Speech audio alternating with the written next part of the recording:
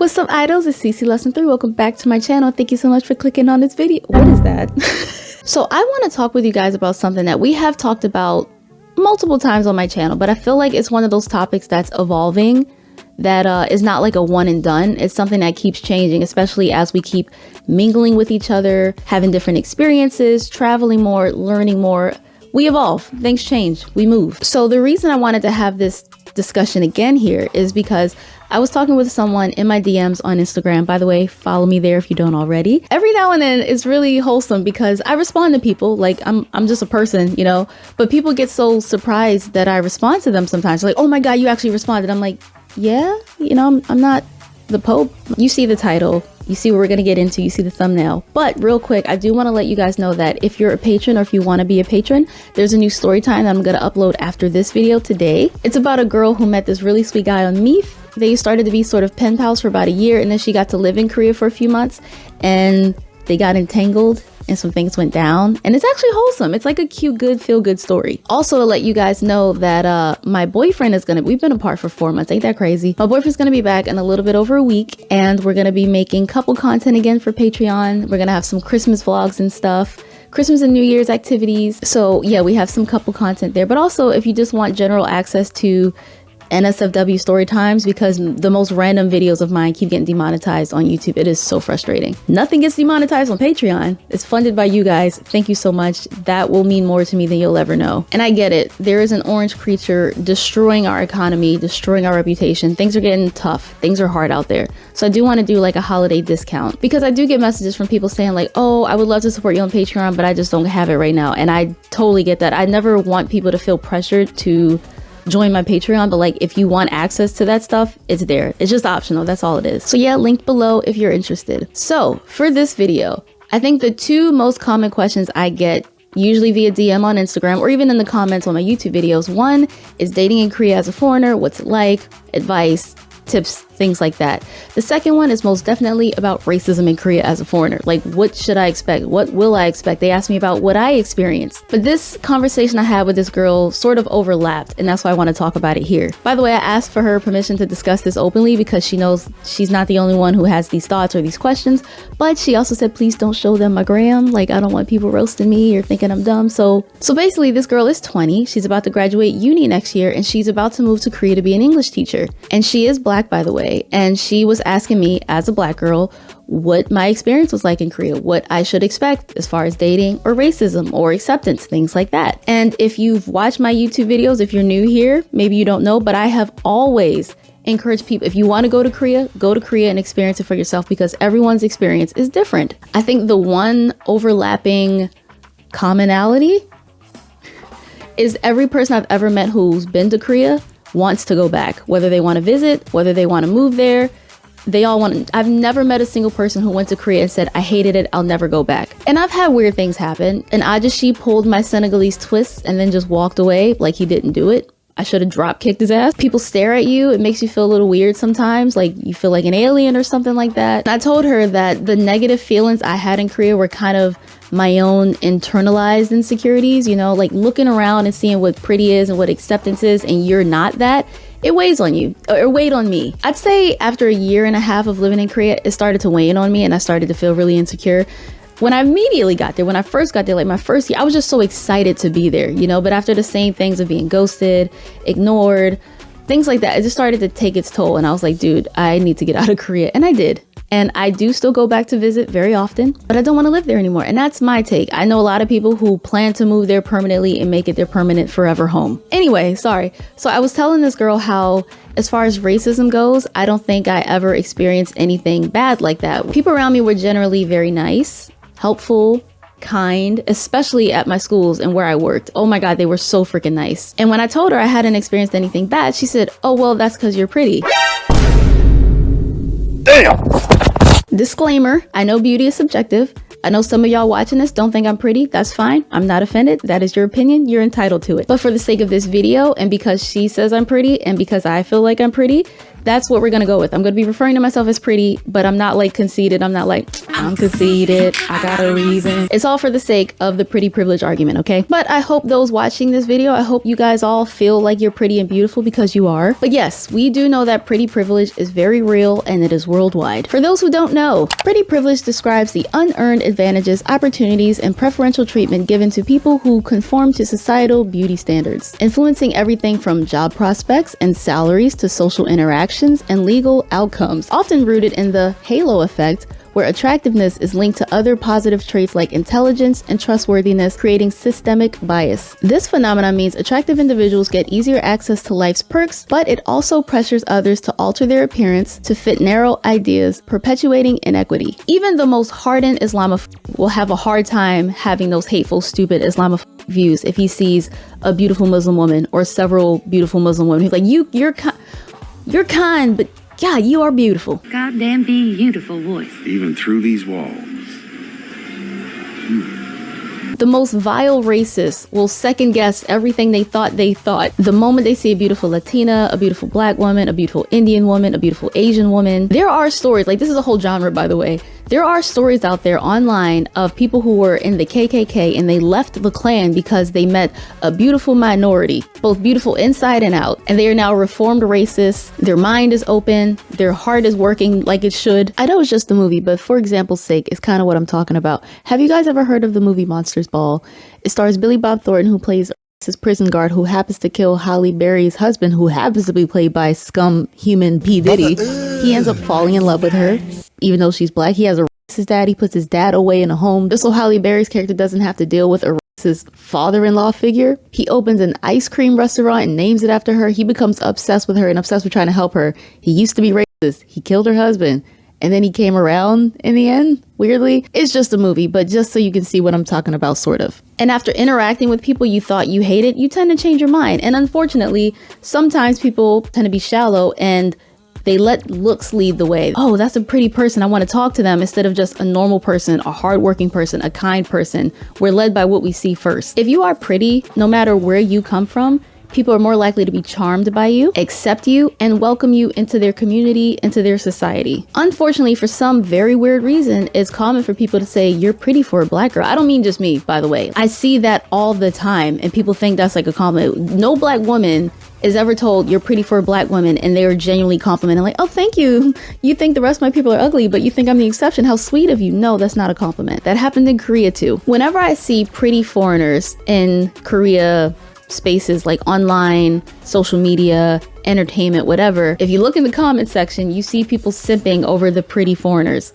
Look at the comment section when Cat's Eye went to Korea. Oh my God, they love Manon. And of course, all the girls are pretty. I'm not trying to say none of them are not pretty. They're all absolutely gorgeous. But the black girl being the visual in Korea, I mean, she's Manon. Why am I pronouncing that like she's French? I'm sorry. I'll never forget when Namjoon had a black girl as his wallpaper on his phone. J-Hope low-key wanted her too. And pretty privilege is the reason so many people are obsessed with their appearance. And it is amplified in Korea because in other countries around the world, for example, there are laws to prevent someone from not hiring you because they're not attracted to you or they don't think you're attractive. You're not supposed to do that. Like, there are laws in various countries that prevent that from happening. But in Korea, no such law exists. It's actually very normal to be hired because you're the prettiest candidate who applied for the job. Or if you're a teacher looking for work and you see that the ad is only for blonde-haired, blue-eyed white women, young white women, that's perfectly allowed. And the interesting thing is privilege is not something that everyone is even aware that they have. And that's why I think it's important to talk about. Of course, there's the obvious privileges in life, like being wealthy or rich. You know, that's an obvious tangible privilege, you know, but there are also more intangible ones. The country you were born in, your nationality already puts you on a pedestal depending on where you're from. It either puts you on a pedestal and you're at the top of the world, you can go wherever you want, people want you in their country, or you're from a not so good country. I was gonna quote The Orange Creature, but I'm not gonna do that, not in this video. Being born a man is often a privilege in many countries. And in this case, being perceived as pretty is a privilege in many, many countries as well. I saw this video with two friends. One was the pretty friend and one was the not pretty friend. And they were talking about going to a cafe and how the pretty friend likes it because She always gets a free cookie when she goes. And the not pretty friend says, I've never been offered a cookie. And the pretty friend looked genuinely surprised and shocked. Then the not pretty friend said, yeah, it's because you're pretty, bitch. Like, you get free stuff all the time. Every time we go out, people want to offer you free stuff. And the pretty friend is like, what do you mean? No, that's not true. And you could see the gears grinding for her in real time at the realization, like, oh my God, I had no idea. Even last night, me and my friend went to this open mic event in Camden Market. It was fun. It was lit. Great vibes. We were queuing up to go in, and there was a guy, and I think like his daughter or cousin, somebody, they were queuing up with us, and they had equipment because they wanted to go on and perform. And they asked us if we've been there before, people sign up and stuff. I was like, oh, we've only been here one other time, but it's great. It's so nice. Everyone is really cool. They're very friendly. Everyone's so nice. He's like, well, of course they're nice to you guys. And me and my friend was kind of like, huh? Okay. He said that immediately. And of course, me and my friend felt a little weird because no one was talking about looks at all whatsoever. But I also try not to dismiss other people's feelings, because just because I don't have that same experience doesn't mean their experience is invalid. We all have different experiences in life. And first of all, it is so incredibly unfair that so many prejudices and so many biases exist. Pretty people tend to have a more positive outlook on life because they're treated better by people. It's easier for them to get a job. People want to be in their orbit, in their space, do favors for them, earn their favor, be kind to them. But those without that privilege tend to feel overlooked. They don't get those same luxuries. The unfortunate thing is you have pretty people who let that be their whole personality. They let it define them. They don't work for shit. They don't earn shit. They don't respect shit. They're rude and entitled and boring. And once your look fades, you have nothing else going for you. Some people see it as like a motivating factor, sort of a goal to work towards, and that can be healthy and unhealthy. You know, if you get inspired by someone, maybe I should eat better, maybe I should lose weight, maybe I should invest more in my skincare, maybe I should play with my hair and style it up.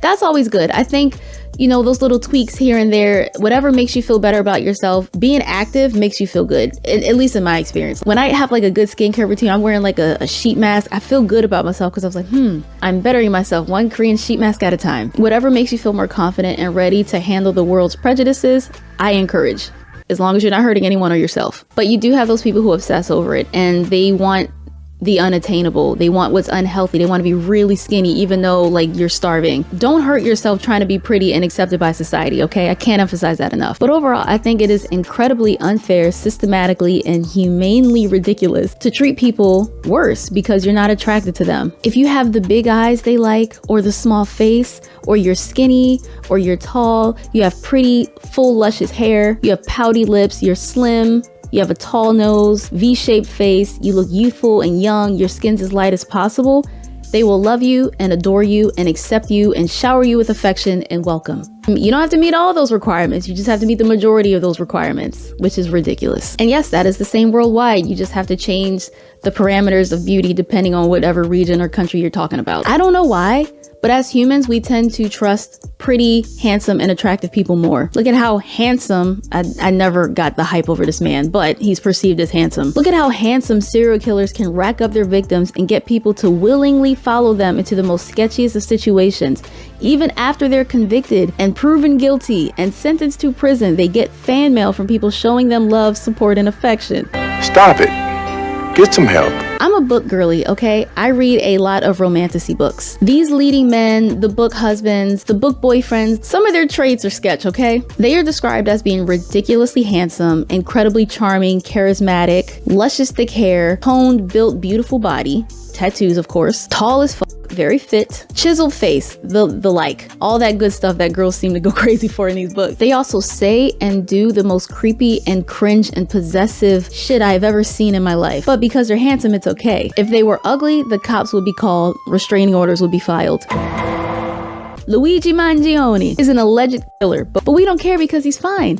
He was the best guy around. What about the people he murdered? What murder? Men will put up with the most crazy, toxic, obsessive, controlling woman ever if she's fine enough. Beauty is a powerful weapon for both men and women. We don't brain good when it comes to attractive people. I can guarantee you this, if you are a foreigner in Korea or going to Korea or visiting Korea and you are perceived as attractive by the masses, you will have smooth sailing. You will have an absolute great time. Everybody's gonna want you in their clubs, free bottles included. You'll have no trouble finding work. Obviously you need to speak some Korean.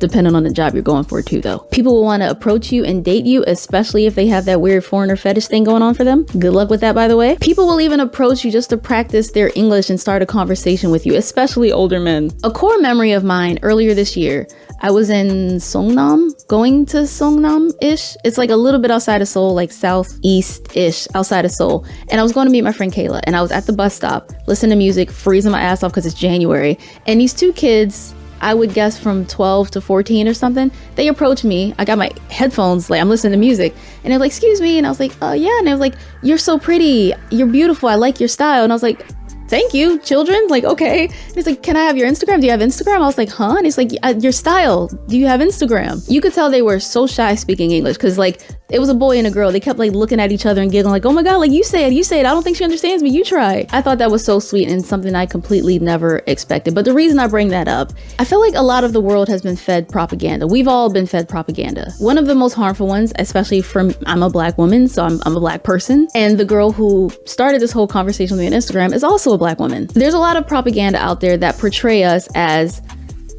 less intellectually capable as them, ghetto, violent, promiscuous, unattractive, good for nothing people of color. I was about to say the M word. And honestly, one of my absolute favorite things about traveling and interacting with people one-on-one is you can change people's minds and perceptions and opinions and reverse this propaganda with real life interactions with these people. Reach one, teach one person at a time. People have these assumptions about whole groups of people they've never even met or interacted with. I see a ton of content in the Korea space where there's like pretty girls, pretty YouTubers, TikTokers, whatever, and they're talking about their time in Korea, and in the comments are Koreans simping over this pretty black woman, this pretty Indian woman, this pretty Muslim woman, this pretty French woman. This is another reason why I feel like it is so important for us to travel where we want and have our own experiences, because if you let people's hate and hostility, I guess, keep you from visiting their country, not only do they win by keeping you out, but they're never gonna learn either. If I decided to not go to any racist country on this planet,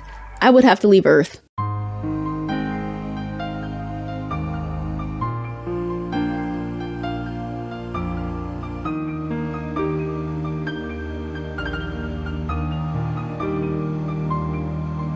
Whenever I think about, foreigner and immigrant mistreatment in various countries, it's just so unfair how certain groups of people all tend to get like grouped together negatively, like negative stereotypes sum up everyone, but other people get to be individualized. Completely off topic, but case in point. If you're in the UK or the US, for example, I'm only talking about these countries because this is where I've been, spent a lot of my time, and I can speak firsthand. If you are a white man who R-words a woman, people usually make excuses for you as the R-wordist and blame the woman, blame the victim, right? But if a black or brown person R-words a woman, then all black or brown people got to go because black and brown people are the danger. They're the problem, right? Do you see how that happens? This demographic gets excuses and gets a pass. This demographic gets demonized and blamed and condemned as a group. Anyway, yeah, pretty privilege is very real, unfortunately. It is very true that pretty foreigners do not have the same experience as average looking foreigners. I don't even want to say ugly because no one's ugly. It is unfair, but it's true. I do not think that should keep you from traveling where you want, living your own dreams, having your own experiences. Anyway, I feel like I've been rambling. I would love to know how you guys feel about this topic. Like I said, we've discussed this before, but I feel like this time, there's a few more nuances that we've introduced here. So let me know in the comments how you feel about this. Thank you guys so much for watching. If you did, remember to like, comment, share, subscribe, and I will see you guys next time. Annyeong.